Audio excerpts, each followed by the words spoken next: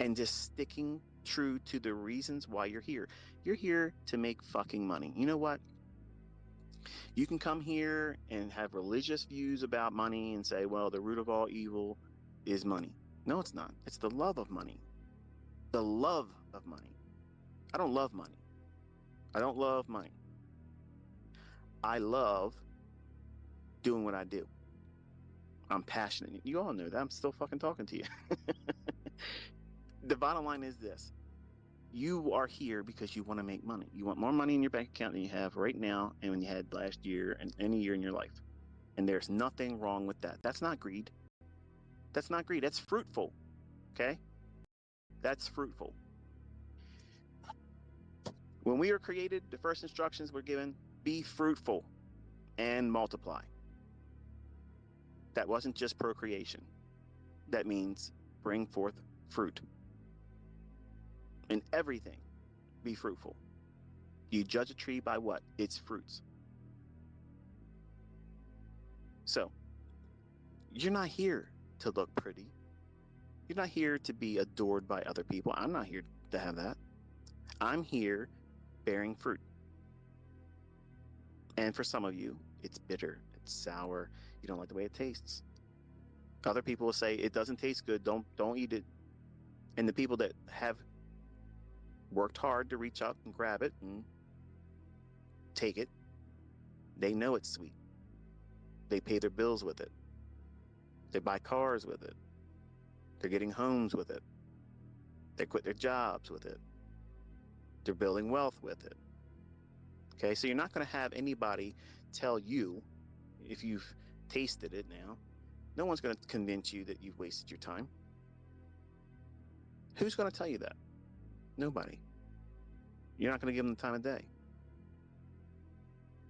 So you have to do everything in this industry with removing and pruning all these bad things that are going to suck your attention and draw your passion away from being just principle oriented, result driven, and then consistency will be the derivative of that. That's what's going to come from doing those things. But you can't expect it to happen right away. And that's unfortunate, but that's the truth. And I don't hide from it. I don't sugarcoat it. You have to earn it. And there's no shortcut to it. There's no get to the point ICT. The point has already been made. The process is what you have to get to. Get to the process. I already went to the point. You get to the process and stick to it because the results will yield themselves to you. But if you're lazy, if you have Olympic size expectations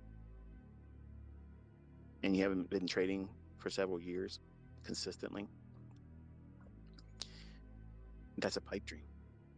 That is absolute fantasy. And it's guaranteed to be disappointing if you're holding that to, I'm going to do this. I'm going to prove my friends and family wrong. I'm going to go out there and I'm going to make $1 million. I'm going to make $300,000 my first year trading, and I'm going to do it with a $500 account. No, you're not. I'm telling you, as your mentor, you are not doing that. So don't even try to set yourself up for it. What's wrong with, I'm going to try to make 1 to 2% a week? That's my initial goal. I'm going to build up from that.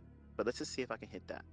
How do I do pushing myself into a disciplinary approach to trading just that and stopping? Can you do it? Because I'm going to tell you something. I put my private mentorship group through that several times each year. And it was surprising to see how they couldn't do it. Some of them could, but the majority of them couldn't do it. They wanted to do something else. It wasn't engaging enough. Really? What if you have a $500,000 account and you're doing 2% a week with that? Who's not impressed by that? I mean, I have money. That's still good money to me. But you all want some things to be superhuman, like out of the stratosphere type results. Like that stuff is attainable easily. It's not. It's not for someone that's new. So why would you believe anybody that says they can do it? I don't tell you you can do it. I couldn't do it in my first 6 years. I had to flounder around, blew lots of accounts, and nobody sat down with me and told you what I'm telling you. And I wish they would have. It would have been so much better for me psychologically to just hear someone tell me, you're doing it wrong. Stop doing it that way and do it this way. Even though it doesn't feel like it's productive and it's not sexy, it's not, the fast track to riches. I would have welcomed to hear that. Like I've been very appreciative to hear that. A message like this, I would have loved to heard it. But times are different now.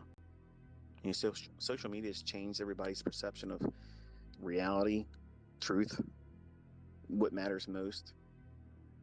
And if you're not doing this to improve yourself, your family, your well-being,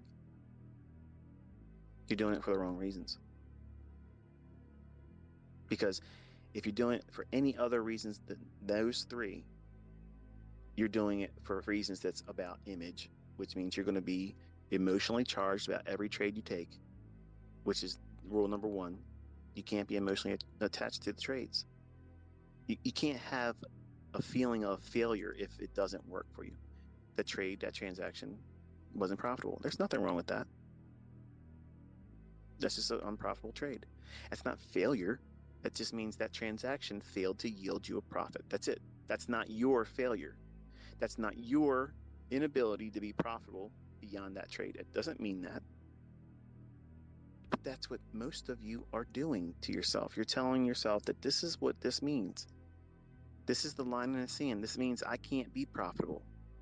I have to have consistently winning trades. I'm not giving myself permission to have a losing trade or a losing week or a losing month. So I'm going to ask you the question again. If you lost 10%, 15% drawdown in 1 month, do you give yourself permission to have that? Chances are you're thinking to yourself, man, I don't think that's good. I don't think that's something I should be doing. No profitable trader or student of smart money concepts would have something like that. When I have students that have gone through my mentorship, and some of them have had months like that, and they still close the year out up 300, 400% for the year. To me, that's healthy. There's nothing wrong with that. That's not a bad thing. But some of you would look at that and say, look at this. This person's failing. I couldn't do that. I couldn't stomach that. Well, if you can't lose money, then you won't be a profitable trader, because profitable traders are professional losers. We manage risk, we manage losing, and we turn every trade that starts as a losing trade into winning trades over time. That's a consistently profitable trader. And think about it, because it's the truth. You got to get past the spread and the commission costs before you do anything. Before that market moves in your favor, you got to come over those costs first. So everybody opens a trade up in a losing position immediately. How you close that trade defines your ability to be profitable or not for that one transaction. But that one transaction, profitable or not profitable, does not make or break your career. But your perception as a new student or someone that's becoming, you know, I guess, interest in the market, you're just now dabbling in it. You think that that is the beginning of the end. Well, that's true if you lose your mind and you go bonkers and you start over trading, feeling like you got to get it back right away. Oh, I'm going to lose my funded account. I got to get this back right away. Why? Who said you have to get it back right now? Who said that? You did. Why? Because social media's influence over you. Some joker on the internet who probably has never proven themselves profitable, being able to call a market before it happens, trade it, execute it, manage it, none of it. They sit around, they talk crap all the time and bring nothing to the table of usefulness. You've allowed them. to set the mindset for you. Why are you so easily influenced by these people? Why are you letting other people give you these problematic viewpoints? Stop that. Remove all that stuff. There's nothing wrong with having a mind that's hive-like. Okay, a hive-like mindset. When you're around successful people that are doing successful things and are trying to do things with a process that's similar.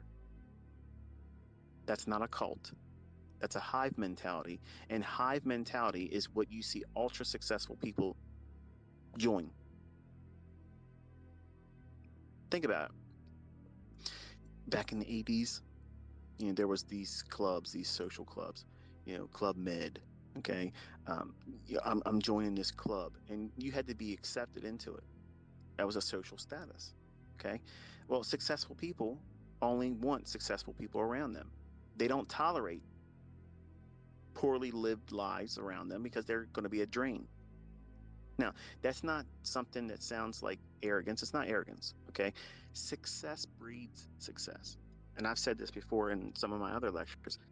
The best thing in my life was when I cut dead weight out of my friendships and got rid of toxic relationships. But you want to hold on to these abusive relationships because you feel like I'll be a terrible person. If I cut this relationship off, if I stop hanging with these people, if I stop going out on the weekends and wasting my fucking money that I worked my ass off for to buy drinks that are overpriced, to be around people I can't fucking stand, dress up, spend money on clothes to impress people you don't even fucking like.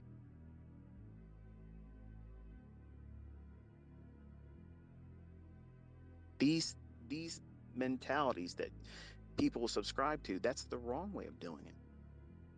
You got to cut that dead shit out of your life. And that same approach, you need to do that with your trades. If you have dead wood in your trade, you cut it out, get rid of it. You want something that's going to float.